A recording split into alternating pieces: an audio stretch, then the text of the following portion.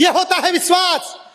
लेकिन जब मैं विपक्ष के साथियों से आपके माध्यम से कहना चाहता हूं कि हमारी सरकार वादों की नहीं इरादों की सियासत करती है, और इसलिए हम मजबूत इरादों के साथ हम प्रदेश को आगे बढ़ाने का काम कर रहे हैं। माननीय सभापति महोदय, मैं आपको कहना चाहता हूं, आप सबने देखा होगा, विपक्ष के साथियों ने भी देखा होगा, पिछले 5 साल में गांव गांव में जब हम जाते थे, लोगों से सुनने को मिलता था कि भाई लो मेरे को 10 लाख रुपए दे दो, मेरे को 20 लाख रुपए दे दो, आपके बच्चों को मैं नौकरी लगा देता हूं। लेकिन मैं चैलेंज के साथ में सदन से कहना चाहता हूं और विपक्ष के साथियों से भी निवेदन करना चाहता हूं, अगर एक व्यक्ति आपको पूरे राजस्थान में कहीं ये कहता हुआ मिल जाए कि 1 करोड़ रुपए में भी मैं चपरासी की नौकरी दिला दूंगा, तो हम उसका इलाज कर देंगे। आप हमको बता देना। मैं आपसे कहना चाहता हूं सदन के माध्यम से, आज उस बड़े रैकेट को तोड़ने का काम हमारी सरकार ने किया है। मैं अभी खान साहब कह रहे थे कि आपको शर्म आनी चाहिए, भ्रष्टाचार हो रहा है। अरे मैं कहना चाहता हूं शर्म आपको आनी चाहिए। भ्रष्टाचार के अंदर आपका मंत्री जेल के अंदर जा चुका, इससे बड़ा सबूत क्या है? और मैं बड़ी जिम्मेदारी के साथ में, आप बैठिए खान साहब, एक बार बैठिए, मेरी बात को सुनिए। मैं बड़ी जिम्मेदारी के साथ में कहना चाहता हूं, हमारे मंत्री बैठे हैं, एक मंत्री पे अगर किसी विपक्ष ने आज तक 1 रुपए के भ्रष्टाचार का आरोप सिद्ध कर दे, हम लोग राजनीति से इस्तीफा देने के लिए तैयार बैठे। किस मुंह से आप बात कर रहे हो? आपके वरिष्ठ सदस्य खान साहब अभी 3 दिन पहले आपके वरिष्ठ सदस्य यहाँ पे कह रहे थे कि मैं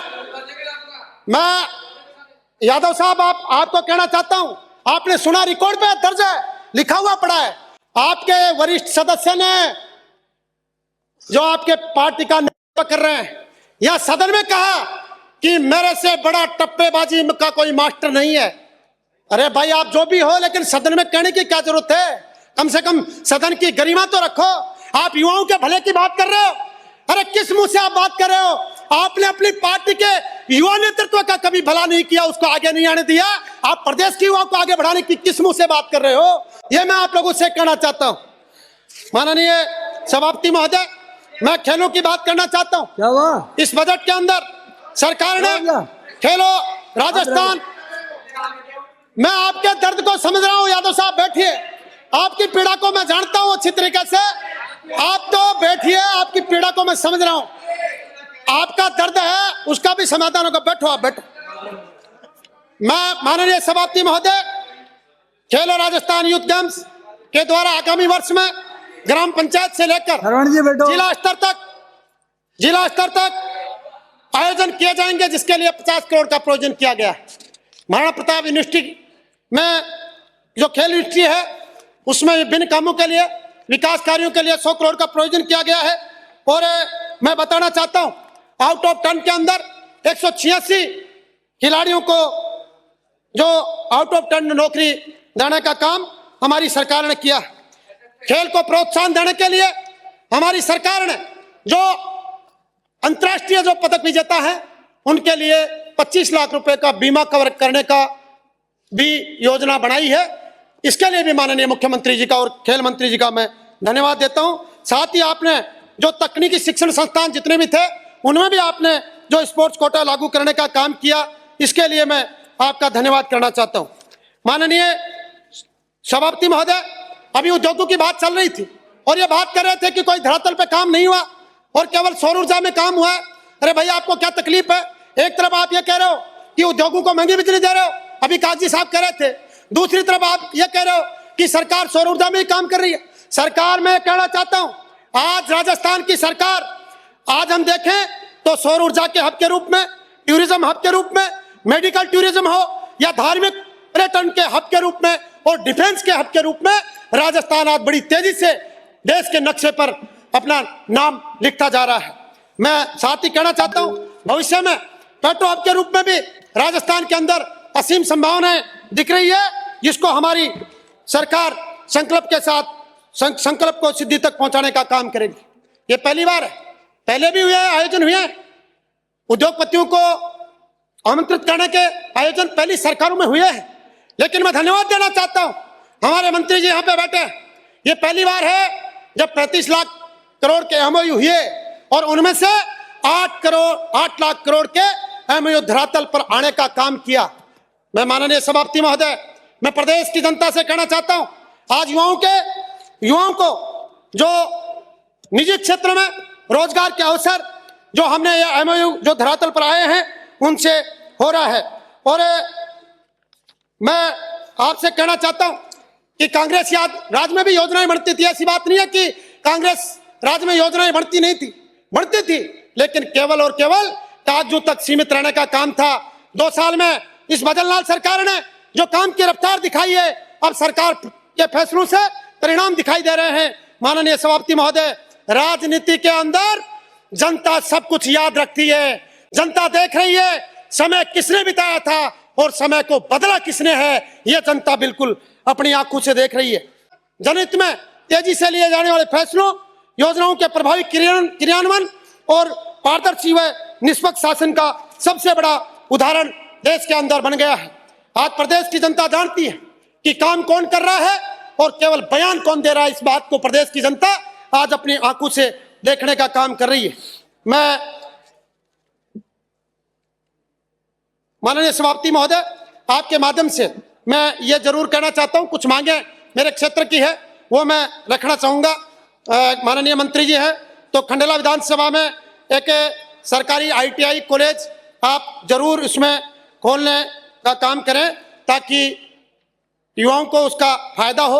और हमारे खंडेला विधानसभा क्षेत्र में यूरेनियम प्लांट का काम चल रहा है और उसका इंफ्रास्ट्रक्चर जो भी बनाना था वो काम पूरा हो गया। लगभग 1 साल बाद में उसमें उत्पादन का काम शुरू होगा। माननीय मंत्री जी से और माननीय मुख्यमंत्री जी से मेरा आग्रह है कि आप वो, क्योंकि केंद्र सरकार का उपक्रम है, इसलिए आप उनसे कोऑर्डिनेट करके और हमारे क्षेत्र के स्थानीय युवाओं को उसमें 70% तक उनको नौकरी मिले, यह मेरा आपसे आग्रह है। मेरा एक निवेदन और है कि खंडेला में गोटा उद्योग जो पूरे दुनिया के अंदर फेमस था, वो उद्योग धीरे धीरे समाप्ति के कगार पर है। मैं माननीय मंत्री जी से आग्रह करना चाहता हूं कि उस गोटा उद्योग को प्रोत्साहन करने के लिए आप सरकार के माध्यम से उनको अगर सब्सिडी देने का काम करते हैं, उस उद्योग को पुनर्जीवित करके और पुनः आगे बढ़ाने का काम करते हैं, तो निश्चित रूप से हमारे क्षेत्र के लोगों को काफी फायदा मिलेगा।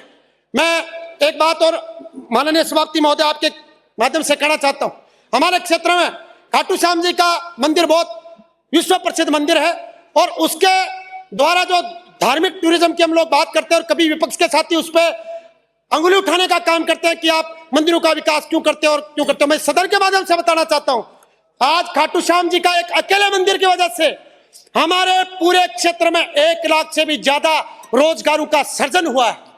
मैं माननीय मंत्री जी से एक आग्रह जरूर करना चाहता हूं, जो रिंगस से खाटू श्याम जी का मुख्य मार्ग है, श्रद्धालुओं की बड़ी संख्या दिन प्रतिदिन बढ़ रही है, तो वहां पर एक होटल इंडस्ट्री हमारी सड़क के दोनों तरफ खड़ी हो गई है। अब उसमें परेशानी यह आ रही है कि श्रद्धालु ज्यादा आ रहे तो इससे भीड़ बढ़ रही है और उसको नो व्हीकल जोन समय समय पर प्रशासन द्वारा करना पड़ता है। मेरी माननीय मंत्री जी से आग्रह है कि आप PW मंत्री जी से कह के और वहां पर सड़का चौड़ाई करें और जो श्रद्धालुओं के लिए पैदल पथ की एक अलग से व्यवस्था हो जाए तो निश्चित रूप से वो होटल इंडस्ट्री बच जाएगी और लोगों का रोजगार सृजन होने में भी इसकी मदद मिलेगी। एक मैं निवेदन और करना चाहता हूं, हमारा सीकर जिला आज शिक्षा के हब के रूप में पूरे देश में प्रसिद्ध हो गया है। लाखों विद्यार्थी वहां पे अध्ययन कर रहे हैं। मैं माननीय हमारे उद्योग मंत्री जी, युवा मामलों के मंत्री जी बैठे, हमारे गृह मंत्री जी बैठे, मैं एक निवेदन जरूर करना चाहता हूं कि जहां जहां पर युवाओं की संख्या बढ़ती है या ऐसे कोचिंग हब हो या शिक्षा के हब जहां पर बढ़ते हैं, तो इसके साथ में सूखे नशे की दस्तक वहां पे जरूर देने लगती है। मैं आपसे मांग कर रहा हूं, माननीय गृह मंत्री जी से मांग करता हूं कि आप इसकी एक प्रभावी मॉनिटरिंग करके और एक टीम का गठन करके और उससे जो नशे की दस्तक वहां पे आज जो सुनाई देने लगी है थोड़ी थोड़ी, तो उसको आप रोकने का पूरा इंतजाम करें। और एक उसमें दिक्कत और आ रही है कि वहां क्षेत्र विशेष के, विशेषकर मेवात क्षेत्र के कुछ स्टूडेंट वहां पे पढ़ते हैं, उनके अलग ही हॉस्टल है, तो वो वहां पे समय समय पे थोड़ा सा आतंक और आपराधिक घटनाओं को अंजाम देने का काम कर रहे हैं। आपसे मेरा आग्रह है कि उनकी भी एक मॉनिटरिंग करा के और उसके ऊपर तत्काल प्रभाव से आप रोक लगाने का काम आप लोग करें। एक मेरी माननीय खेल मंत्री जी से निवेदन है कि खंडेला में एक अत्याधुनिक खेल स्टेडियम आप देने की काम करें। 1 मिनट में मैं मेरा पूरा करूंगा। गढ़बोबजी में एक शूटिंग एकेडमी स्थापित हो, रिंगस में इंडोर स्टेडियम बनाया जाए और हमारे बावड़ी में जो खेलो इंडिया का सेंटर है उसमें 15 बच्चों और 15 बच्चियों के लिए जो सीटें हैं उनको बढ़ाकर आप 30-30 करने का श्रम करें। एक जयपुर का जो साई सेंटर है उसमें विभिन्न अकेडमियां चलती हैं, मेरा आपसे आग्रह है कि उसमें आप खो खो अकेडमी को भी खोलने का काम करें, क्योंकि ये बहुत कम खर्चे वाला खेल है और इससे हमारे क्षेत्र के सैकड़ों खिलाड़ियों को लाभ मिलेगा। और एक निवेदन अंत में कह के मैं मेरी बात को खत्म करूंगा कि रोल बॉल जो हमारा खेल है जिसमें हमारे खिलाड़ियों का बहुत शानदार प्रदर्शन रहा और अक्टूबर नवंबर में जो केंद्र सरकार द्वारा गोवा में 37वें नेशनल गेम्स का आयोजन किया गया, उसमें राजस्थान की पुरुष बॉल टीम ने स्वर्ण और महिला टीम ने रजत पदक जीता। उसके लिए मैं आपसे निवेदन है कि आउट ऑफ टर्न पॉलिसी और 2% कोटे के साथ इस खेल को, रोल बॉल को आप शामिल करने का काम करें तो निश्चित रूप से प्रदेश के हजारों खिलाड़ियों को इसका फायदा मिलेगा। माननीय सभापति महोदय, आपने मुझे बोलने का मौका दिया, इसके लिए आपका धन्यवाद। जय हिंद।